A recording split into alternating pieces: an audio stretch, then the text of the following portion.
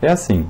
E quando Jesus morreu, ressuscitou, está no céu, o Espírito Santo veio para cá, para morar em nós, está conosco. Mas não deixou de estar lá.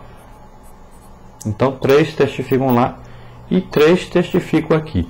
Então, para testificar aqui, precisa de 3 coisas que estão na terra. E o Espírito Santo está na terra, morando em nós. Está, quando Jesus também estava aqui, o Espírito Santo estava em Jesus. E as coisas terrenas que testificavam do nascimento de Jesus são a água do parto e o sangue no parto. Testificavam que esse nasceu realmente como homem na terra para nos salvar. Então, de acordo com a lei, era preciso 2 ou 3 testemunhos para que um testemunho fosse legitimado. Então aqui João está apresentando esse testemunho. 2 coisas terrenas, exclusivamente terrenas, a água e o sangue, né? E uma coisa celeste, espiritual, que nunca mente, é o Espírito da verdade, né? É o Espírito Santo. Jesus então ressuscitou como homem e está no céu. Ele é o cumprimento da palavra de Deus. É a palavra viva, testificando da verdade. E lá também no céu está o Pai, está o Espírito Santo, que está em toda parte ao mesmo tempo. 3 são os que testificam na terra, o Espírito e a água e o sangue. E esses 3 concordam num. João diz, olha, se recebemos o testemunho dos homens, o testemunho de Deus é maior. Porque o testemunho de Deus é este, que de seu Filho testificou. Então, se houvesse ali um imperador, um rei, né, juízes, sacerdotes, homens importantes, políticos, presentes ali, vissem o nascimento de Jesus e depois escrevessem sobre isso e falassem, olha, realmente Jesus nasceu como homem, nós vimos, nós estávamos lá, realmente ele foi concebido pelo Espírito Santo, nós estávamos lá, nós vimos, temos certeza disso. Todo mundo acreditava. Então, o testemunho de Deus que está escrito na Bíblia não é verdade? E os dos homens seria? Então nós temos que ver qual é mais importante para nós, o testemunho de Deus ou dos homens? O que é mais importante, o que está escrito na palavra de Deus ou o que os homens escrevem? Então temos que receber o testemunho de Deus como verdadeiro. O versículo 10 diz, quem crê no Filho de Deus, em si mesmo tem o testemunho. Quem em Deus não crê, mentiroso fez, porquanto não creu no testemunho que Deus de seu Filho deu. Então veja bem, quem crê no Filho de Deus, quem aceitou realmente Jesus como Senhor e Salvador, em si mesmo tem um testemunho, porque o Espírito Santo nos dá essa certeza. Ele testifica com o nosso espírito e nós acreditamos realmente. Quem em Deus não crê, quem não crê na própria Bíblia, a palavra de Deus, então está dizendo que Deus é mentiroso, porque Deus afirma que Jesus veio como homem para nos salvar. Então é uma coisa muito séria isso. Por que isso? Porquanto não creu no testemunho que Deus de seu Filho deu. Se o próprio Deus deu testemunho, através da palavra de Deus, né? Como é que você não acredita nisso? Se Jesus veio, morreu, ressuscitou, como você não acredita nisso? Para João Batista, ele disse, aquele que você vir descer sobre ele, o Espírito Santo, este é o meu Filho amado. João Batista viu e creu, né? Assim também nós devemos crer. Jesus veio como homem, nasceu como homem, morreu por nós na cruz, ressuscitou. E depois apareceu aos discípulos e disse, todo o poder me foi dado no céu e na terra. Então está vivo para sempre. Ele é Deus mesmo. Então devemos crer, pois a palavra de Deus assim nos ensina. Então você escolhe em quem acreditar, ou nos homens ou em Deus.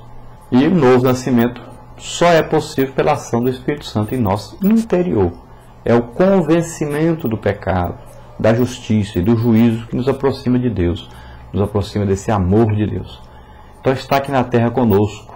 O Espírito Santo foi nos dado ao aceitarmos a Jesus Cristo como Senhor, como único Salvador, né, em nossas vidas.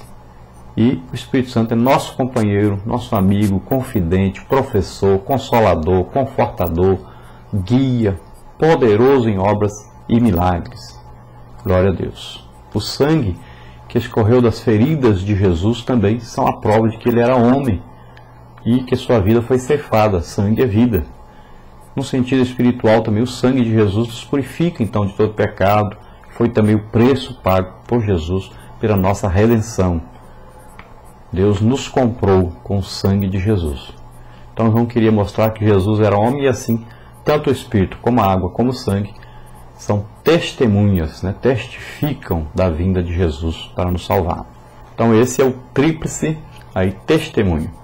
Nós vamos ver agora o nosso questionário e no texto áureo diz o seguinte, para completar: porque todo que é nascido de Deus vence o mundo, e esta é a vitória que vence o mundo, a nossa fé. A nossa verdade prática, número 2, para completar: só poderemos vencer o mundo se tivermos passado pela experiência do novo nascimento em Cristo, através do Espírito Santo. Na nossa pergunta número 3, na introdução, também para completar: somente aqueles que são nascidos de Deus, isto é, que creem que Jesus é o Cristo, têm condições de amar a seus irmãos, cumprir os mandamentos divinos e vencer o mundo. Depois, na parte número 1, nascidos de Deus, pergunta número 4. O que é nascer de Deus?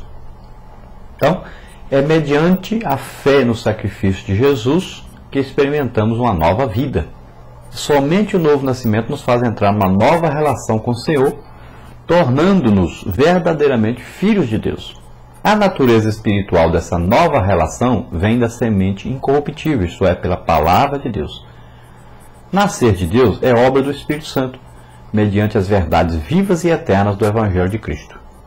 A natureza humana só pode produzir natureza humana, e nenhuma criatura poderá elevar-se acima de sua própria natureza. A vida espiritual não passa de pai para filho de modo natural, ela procede de Deus.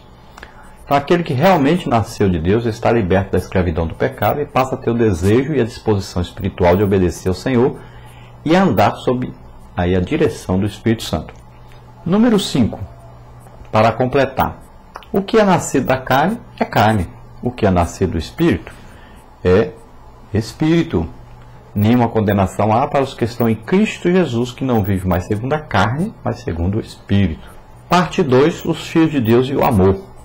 6, aí a pergunta 6. Qual é o resultado da nova vida recebida de Deus mediante a fé? Então o crente passa a viver em retidão, procurando obedecer aos preceitos divinos, sobretudo ao princípio do amor ao próximo. Número 7. Qual a essência do cristianismo? Então, é o amor. O principal no cristianismo é o amor. Número 8, para completar: aquele que não ama não conhece a Deus, porque Deus é amor. Todavia, todo o que ama é nascido de Deus e o conhece.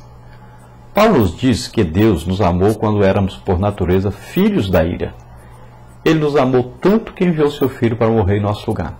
Quem é nascido de Deus precisa aprender com o Pai a amar de verdade. Então é bem claro, aquele que não ama também não conhece Deus.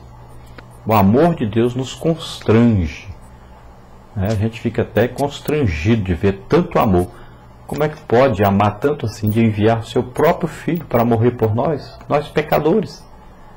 Então, um amor imenso e que é derramado em nossos corações pelo Espírito Santo. E nós também aprendemos a amar como Deus ama. Um amor desinteressado. Número 9. Quem é o nosso próximo para que o possamos amar? Jesus ensina na parábola aí do bom samaritano, né? Ele diz que o próximo é todo aquele que precisa de nós, todos aqueles que nos rodeiam, né? Todo o ser humano que existe no mundo é o nosso próximo. Então o próximo pode ser qualquer pessoa que necessite do nosso amor. Devemos amar também os que nos maltratam e nos maldizem. Então todos esses são os nossos aí próximos, tá? Tanto amigo como inimigo, né? Tanto crente como descrente. Nós devemos amar a todos. Deus ama a todos, quer salvar todos. Número 10. Como é o amor que procede do Espírito? Então o amor de Deus está derramado em nosso coração pelo Espírito Santo que nos foi dado. Romanos 5,5. O fruto do Espírito leva-nos a amar até mesmo aos que nos odeiam. Jesus afirmou que seus discípulos seriam conhecidos pelo amor. Nisto todos conhecerão que sois meus discípulos, se vos amardes uns aos outros. Então os discípulos de Jesus devem ser conhecidos pelo amor. Devemos amar uns aos outros e amar a todos. Então é maravilhosa essa comunhão que existe entre os filhos de Deus e deve ser estendido esse amor às outras pessoas, ajudar as outras pessoas. Número 3, os filhos de Deus e a obediência. De que maneira os filhos de Deus devem ser obedientes? Então, a todos que recebem Jesus como Salvador pessoal, o Eterno concede o poder de serem feitos filhos de Deus. A essência de ser filho de Deus é o amor, e o cerne do amor é a obediência. Ser filho de Deus é viver em constante obediência. Os nascidos de Deus não vivem em rebeldia, mas seguem os preceitos divinos em amor. Então, o verdadeiro crente participa da natureza divina que o move a ser um filho que obedece a Deus, exatamente o inverso do homem natural adâmico, que por natureza é obstinado e rebelde. Então, é o alfabeto de Deus, 4 letras: O, B, D, C.